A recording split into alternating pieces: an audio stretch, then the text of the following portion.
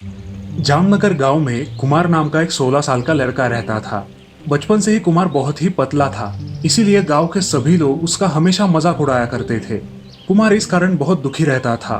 कुमार की चहेती दादी एक दिन उनके यहाँ रहने के लिए आई। बहू, कुमार को कुछ खिलाती पिलाती नहीं क्या तुम? कितना सूख गया है, एक एक हड्डी नजर आ रही है। तुम्हारा ध्यान कहाँ है?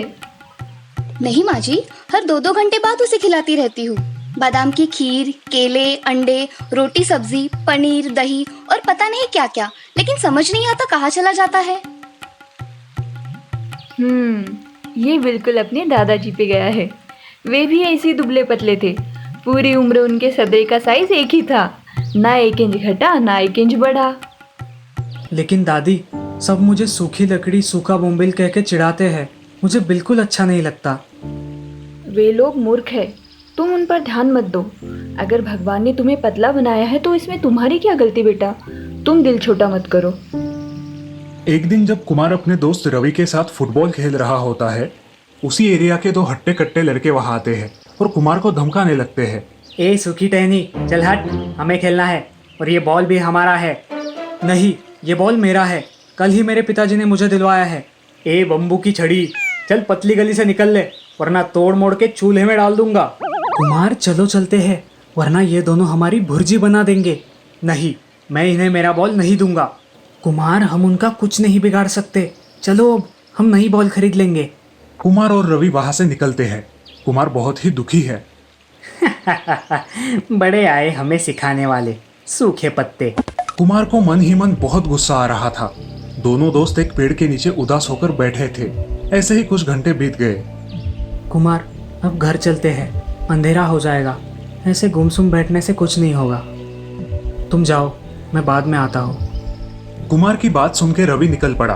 कुछ देर बाद उदास होकर बैठने के बाद कुमार भी वहां से घर के लिए निकल पड़ा।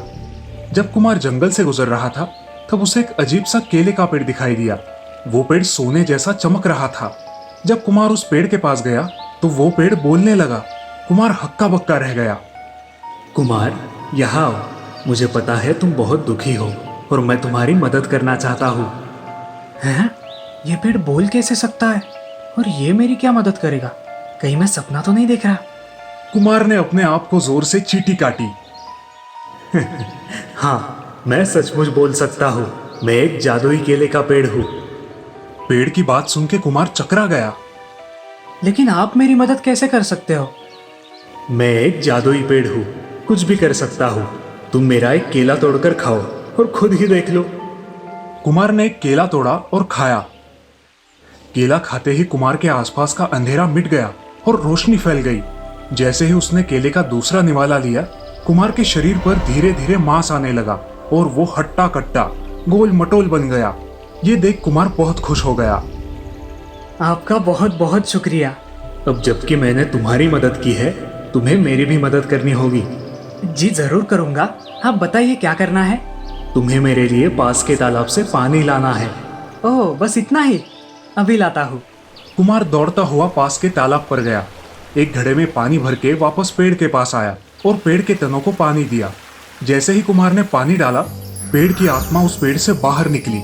तुमने मुझे मुक्ति दी, तुम्हारा बहुत बहुत शुक्रिया। ये कहकर वो ज्योति रूपी आत्मा वहां से आकाश में चली गई और वो केले का पेड़ सामान्य पेड़ की तरह दिखने लगा। जब कुमार घर आया, तब दादी और उसकी माँ कुमार को देखती ही रह गई। कुमार ने उन्हें सारी कहानी बताई। माँ ने उसे प्यार से गले लगाया। दादी, लेकिन मुझे समझ में ही नहीं आ रहा कि उस पेड़ की आत्मा कहाँ चली गई। वो पेड़ एक शापित पेड़ था जिसे तुमने मुक्ति दिलाई, समझे? समझ गया। जो भी हो, उस पेड़ ने मेरी जिंदगी बदल दी, मेरी मदद की। अब मुझे कोई धमकाएगा या चिढ़ाएगा नहीं। अगले ही दिन कुमार मैदान में गया। वहां उसके हट्टे कट्टे दोस्त उसी बॉल से खेल रहे थे। कुमार ने अपना बॉल उनसे छीन लिया। दोनों दोस्त बदले हुए कुमार को देखकर चकित हो गए। उन्हें यकीन ही नहीं हो रहा था कि ये वही दुबला पतला कुमार है। हैं? ये सूखी टहनी मोटी कैसे हो गई, वो भी एक दिन में? वही तो, ये आखिर हो कैसे सकता है? क्यों नहीं, दुनिया में सब कुछ मुमकिन है। अब मैं तुम दोनों की चटनी बना देता हूँ। ये कहकर कुमार उन दोनों दोस्तों की ओर भागने लगा। दोनों दोस्त दुम दबा के वहां से भाग निकले। कुमार हंसता रह गया। तो देखा दोस्तों, एक जादुई केले के पेड़ की वजह से कैसे कुमार की जिंदगी बदल गई। कहते हैं ना, कर भला सो हो भला। स्वर्णनगर नाम के गांव में मीनाक्षी अपने माँ पिताजी के साथ रहती थी। उसे बचपन से ही सजने संवरने का शौक था, साथ ही उसे दूसरों को सजाना भी बहुत अच्छा लगता था। मीनाक्षी बहुत ही सुंदर मेहंदी निकालती थी। गांव में किसी की भी शादी हो, दुल्हन को सजाने के लिए मीनाक्षी को ही बुलाया जाता था। मीनाक्षी के माँ पिताजी गांव में ही खेती करते थे। अब उसकी उम्र शादी जैसी हो चुकी थी। एक दिन मीनाक्षी की माँ रमा अपने पति सुरेश से, सुनिए जी, अब रमा की उम्र शादी की हो चुकी है, कब तक दूसरों के हाथों में मेहंदी रचाएगी? अब हमें भी तो उसके हाथ पीले करने का सोच लेना चाहिए। उमा, तुम्हें क्या लगता है मुझे इस बात की चिंता नहीं? मैं मेरी बेटी की शादी बड़े धूमधाम से और एक अच्छे परिवार में करवाऊंगा। बिल्कुल सही कह रहे हो आप। आखिर हमारी भी तो एक लौती लाडली बेटी है मीनाक्षी। अब सुरेश और उमा अपनी बेटी के लिए अच्छे रिश्ते देखने लगे। तभी सुरेश की बहन सुशीला सुरेश से, भैया, मैं चाहती थी कि क्यों ना हमारा रिश्ता और भी ज्यादा मजबूत किया जाए। मैं मीनाक्षी को अपने घर की बहू बनाना चाहती हूँ। सुशीला की ये बात सुनकर सुरेश बहुत ज्यादा खुश हो जाता है और अपनी बहन की बात को मान लेता है, क्योंकि सुशीला का बेटा राघव एक अच्छे से जॉब पर था। तो सुरेश ने बड़े ही धूमधाम से मीनाक्षी और राघव की शादी करवा दी। अपनी बहन का बेटा है, ये देख सुरेश ने उसकी कोई जांच पड़ताल की ही नहीं। अब शादी के कुछ दिन बाद ही सुरेश मीनाक्षी को छोड़कर शहर चला जाता है, साथ ही उसे कभी मिलने नहीं आएगा, ये चिट्ठी में लिखकर चला जाता है। मीनाक्षी, तुम सुंदर तो हो, लेकिन साथ में एक अनपढ़ और गंवार लड़की हो। मुझे लगता है तुम घर के काम के सिवाय और कोई काम कर ही नहीं सकती। शादी के कुछ दिन बीत जाने के बाद राघव कुछ बदला बदला सा लगने लगा था। वो हमेशा ही मीनाक्षी से गुस्से में बात किया करता था। जब राघव उसे छोड़कर गया तो उसे बहुत ज्यादा बुरा लगता है। साथ ही उसे ये जानकर बुरा लगता है कि वो पढ़ी लिखी नहीं है, इसीलिए राघव ने उसे छोड़ दिया है। वो रोते हुए अपनी सास से, ये आपने क्या कर दिया माँ जी? आपको पता था कि राघव को पढ़ी लिखी लड़की चाहिए, फिर भी आपने हमारी शादी करवाई। क्यों? आखिर मेरी इसमें गलती ही क्या थी? आपने मुझे और अपने भाई को धोखा दिया है। धोखा, बिल्कुल धोखा दिया है। उन्हें जब ये बात पता चलेगी तो उनका क्या होगा? ये सोच सोच कर तो मेरी जान जा रही है। सुशीला मीनाक्षी को समझाते हुए, नहीं बेटी, मुझे ये बात बिल्कुल भी पता नहीं थी। मैंने जब राघव से पूछा तो उसने तुम्हारा नाम सुनते ही हाँ कर दी थी। मैं अपने बेटे के साथ साथ अपनी भतीजी की जिंदगी खुशियों से भर देना चाहती थी। तुम दोनों को खुश देखना चाहती थी। तुम जो समझ रही हो वो बिल्कुल गलत है। मीनाक्षी सुशीला की बात सुनकर अपनी सास के गले लगकर जोर जोर से रोने लगती है। उसे कुछ भी समझ में नहीं आ रहा था कि अब क्या किया जाए। अब वो अपने पिताजी से बात करने के लिए उन्हें फोन लगाती है तो उसकी माँ फोन उठाती है। हेलो हेलो माँ, मैं मीनाक्षी बात कर रही हूँ। क्या चल रहा है? पिताजी की तबीयत कैसी है माँ?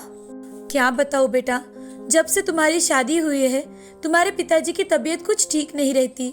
अब मीनाक्षी अपने पिताजी से मिलने के लिए उनके घर आती है और कुछ दिन उनके साथ ही रहने का फैसला करती है, लेकिन बीमारी में ही उसके पिताजी का देहांत हो जाता है। अब मीनाक्षी पर उसकी सास और माँ की भी जिम्मेदारी आ चुकी थी, क्योंकि कई साल पहले ही उसके ससुर जी गुजर चुके थे, तो वो तीनों एक साथ ही रहने लगी। अब कुछ दिन ऐसे ही गुजर जाते हैं।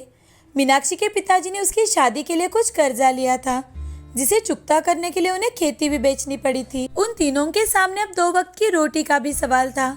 उसी में एक दिन गांव के सरपंच की बेटी की शादी थी, तो सरपंच की बेटी सरपंच जी से, पिताजी, मुझे मेहंदी सिर्फ और सिर्फ मीनाक्षी दीदी से ही लगवानी है। अरे बेटे, हमने तुम्हारे लिए शहर से एक पार्लर वाली बुलाई है, तुम उसी से मेहंदी लगवा लेना। नहीं पिताजी, मुझे सिर्फ मीनाक्षी दीदी के हाथ से ही मेहंदी लगवानी है।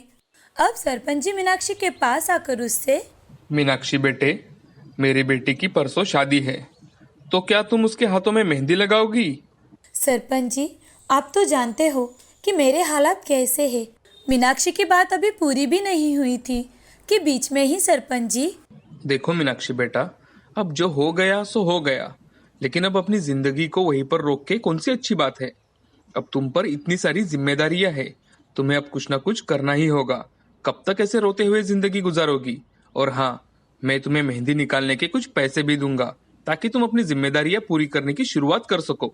सरपंच जी की बातें सुनकर मीनाक्षी को एक सहारा मिलता है, एक जीने की उम्मीद मिलती है।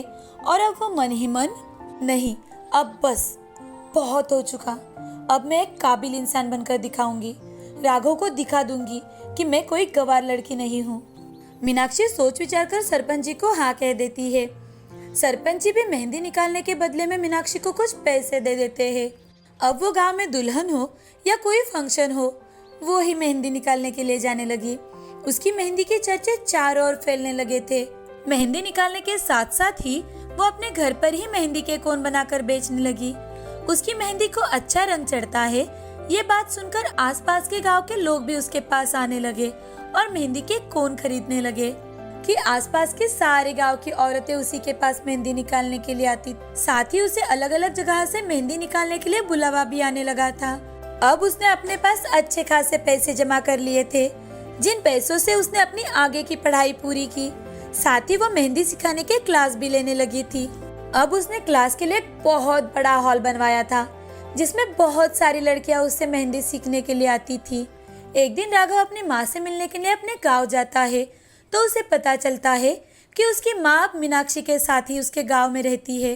तो वो अपने माँ से मिलने के लिए मीनाक्षी के घर पहुंच जाता है। अब वो मीनाक्षी की ये तरक्की देखकर बहुत ज्यादा चौंक जाता है। साथ ही मीनाक्षी के क्लास में पढ़ाने की कला देखकर उसे अपनी गलती का एहसास हो जाता है और वो अपनी माँ, पत्नी, अपनी सास से वो हाथ जोड़कर माफी मांगता है। उन तीनों की जिम्मेदारियां अपने ऊपर लेता है।